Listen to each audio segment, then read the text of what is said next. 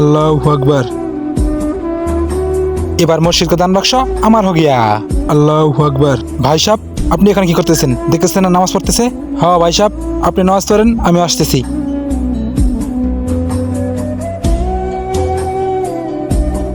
আসসালামু আলাইকুম রহমতুল্লাহ। আসসালামু আলাইকুম রহমতুল্লাহ। হ্যাঁ, ধান বাক্স হয়ে গেছে কা? মৌলানা সাহেব, এখানে ধান বাক্স রাখছিলাম, ধান বাক্স হয়ে গেছে কা? বেটা দেখো এখানে কোথাও আছে। মৌলানা সাহেব, আমি পুরা মসজিদ খুঁজে চালাইছি, ধান বাক্স কোথাও নাই, মনে হয় চুরি নিয়ে গেছে কা? লা হাওলা লা কুওয়াতা ইল্লা বিল্লাহ। মাহে রমজান এমন কোন চোর হে যে মসজিদে চুরি করছে? মৌলানা সাহেব, আমি যখন মসজিদে ঢুকছি তখন এই লোকটা দাঁড়ায় আসছিল।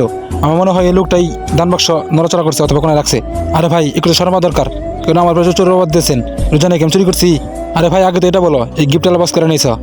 আরে ভাই, আপনি তো জানেন সামনে ঈদ, এর বক্সের ভিতর বই নিয়ে গিফট নিয়ে গেছি। আরে ভাই, কেন দুজন মসজিদে ঝগড়া করতেছো?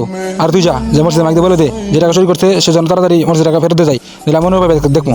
আরে মৌলানা সাহেব, আপনি এখানে কি করতেছেন? আমার গিফট বক্স আমি বাড়িতে নিয়ে গেছি। আপনার যা লাগবে না, যতক্ষণ না পর্যন্ত টাকা পাইতেছি ততক্ষণ পর্যন্ত মসজিদ থেকে বাইরে হবো না। একটি জরুরি সংবাদ, মসজিদে দান বাক্স চুরি হয়ে গেছে গা। যে চুরি করে থাকেন না কেন, তাড়াতাড়ি দান বাক্স মসজিদে ফেরতে যাবেন, নইলে কিন্তু বিষয়টা ভালো হবে না। মসজিদে দান বাক্স চুরি হয়ে গেছে গা।